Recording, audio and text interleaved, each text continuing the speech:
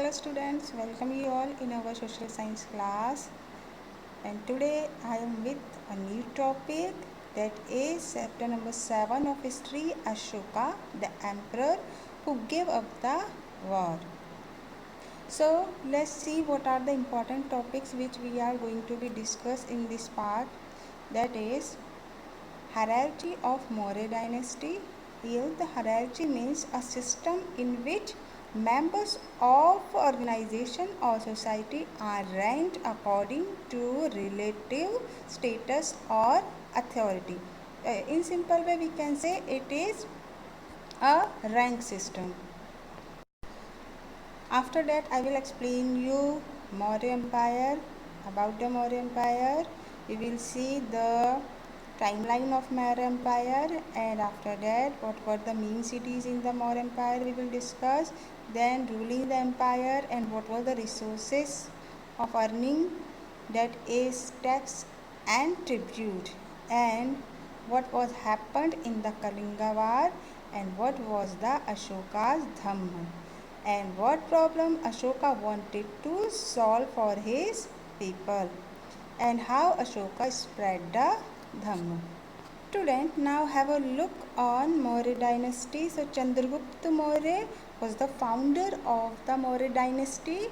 He defeated the Nandas, and after Chandragupta Maurya, his son Bindusara became the ruler of Maurya dynasty, and Bindusara was succeeded by the Ashoka. After Ashoka, Dashratha, then Samparathi and Shuka, then Devavarman, and Devavarman was succeeded by the Shatadhanavan, and last ruler of this empire was Brihadraratha. Brihadraratha was the last ruler of this dynasty. So students, this was about the timeline of Maurya dynasty. Now we will come to know about the dynasty. Student, do you know what is the meaning of dynasty? So dynasty means when members of the same family become rulers on one after another. The family is often called a dynasty.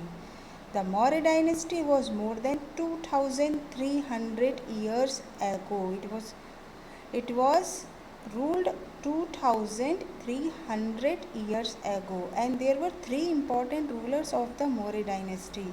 First I have explained you that Chandragupta Maurya, he was the founder of Maurya dynasty, and Chandragupta Maurya was guided by Chanakya in establishing and ruling the empire. The Maurya capital was at Patliputra. After the conquering Magad and ascending the throne, the Chandragupta Maurya conquered many parts of North India. He defeated Seleucus Nicator, the Greek governor appointed by Alexander. Towards 297 BCE, Chandragupta gave up the throne and probably became an ascetic following Jainism. After him, his son Bindusara became the ruler, ascended the throne in about 297 BC. He further extended the Maurya Empire almost the whole India subcontinent. Bindusara died around 272 BCE and was succeeded by his son Ashoka. Ashoka the Great. He was the son of Bindusar. Ashok, the greatest of the Maurya kings, to consider one of the most important rulers in history, is also referred to as the Ashoka the Great. Now Maurya Empire. Empire meaning a very big kingdom. Chandragupta Maurya was the founder of the Maurya Empire, as you know that, with the help of his counselor and advisor. The name of the advisor was Chanakya, also known as Kautilya or Vishnugupta. Chandragupta Maurya defeated the Nandas and established the Maurya Empire around 321 BCE. The main sources of this period are Indica by Megasthenes, Arthashastra by Chanakya, and the rock and pillar edicts of Emperor Ashoka. And as we know that Ashoka was one of the greatest ruler of Maurya Empire. On his ordered inscriptions were scratched on pillars as well as on rock surface. Example is given here, national emblem of Sarnath. Here we can see the timeline of Ashoka's. So birth of Ashoka 300 BCE. I think you all know the meaning of BCE. It is before Common Era. And his reign begins 272 BCE. Marriage 284 BCE. Conversion to Buddhism 263 BCE, and he died 232 BCE.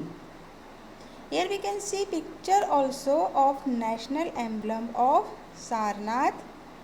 As we know that the most of the information about his reign comes from the various rock pillar edicts that he set up in different parts of his empire. These edicts were written mostly in regional languages. They conveyed his messages and ideas to his subject directly. The most famous Ashokan pillar is at Sarnath. This is the lion capital, which depicts 4 lions seated back to back and facing all 4 directions. Below them is depicted the chakra wheel, known as the Ashoka's chakra or the wheel of Dharma. The Ashoka chakra is found on the Indian flag, and Sarnath lion symbol is national emblem of India. Now let's move on the cities in Maurya Empire. What were the famous cities in the Maurya Empire?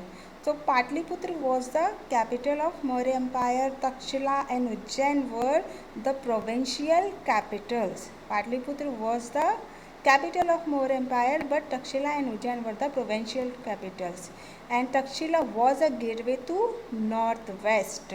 It was the gateway to northwest, including the central India. People from northwest could come from this route, and Ujjain lay on the route from north to south. So the people, those who wanted to go from north to south or south to north, they have to pass from the Ujjain. And mostly people, those who were living here in these cities, they were the merchant, official, craft persons. They were living in the cities, not in the villages. Now let's move on villages in Maurya Empire. In other areas, there were villages of farmers and herders. In some areas where people gathered forest, produced and hunted animals for food. People in different parts of empire spoke different languages also. Those who living in the different parts of his empire, they were speaking different languages. They probably had different kinds of food, and their customs were also different, and their clothes were also different. Now ruling the empire. As the empire was so large, different parts were ruled differently. The area around Patliputra was under the direct control of the emperor. This means that officials were appointed to collect taxes from farmers.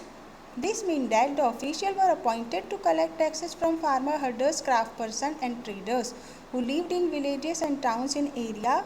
Officials were punished those who disobeyed the ruler's orders. Many of these officials were given salary.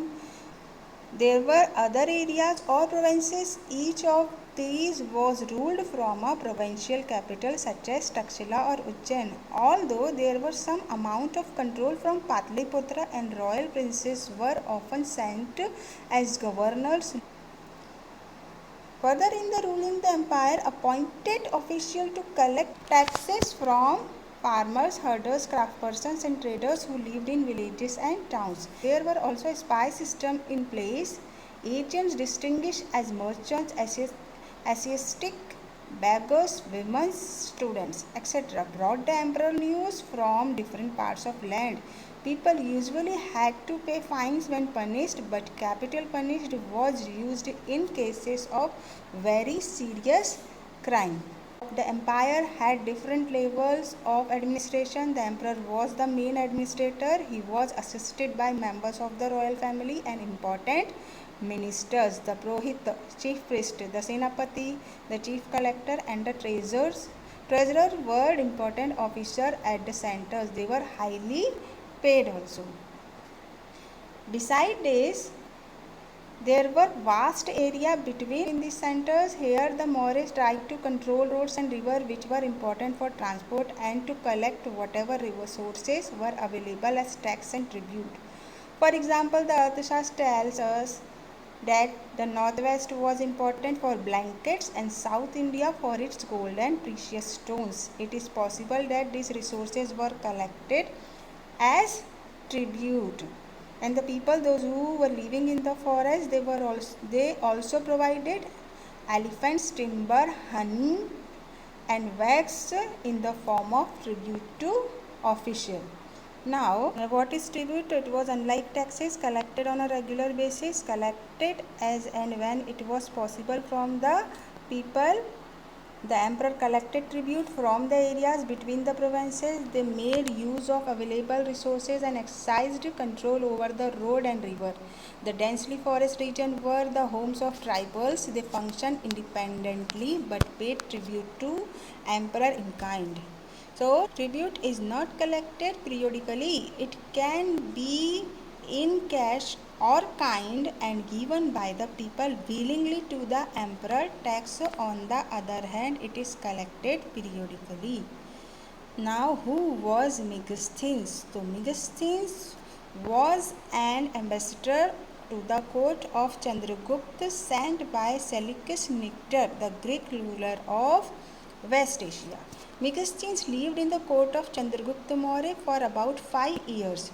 Megasthenes has written an account of India and also that of Chandragupta's reign in his book entitled Indica. He tried to write about the India's geography, government, religion and society. So students, this was about the tribute and Megasthenes. In our next part of video, I will explain you and we will discuss about the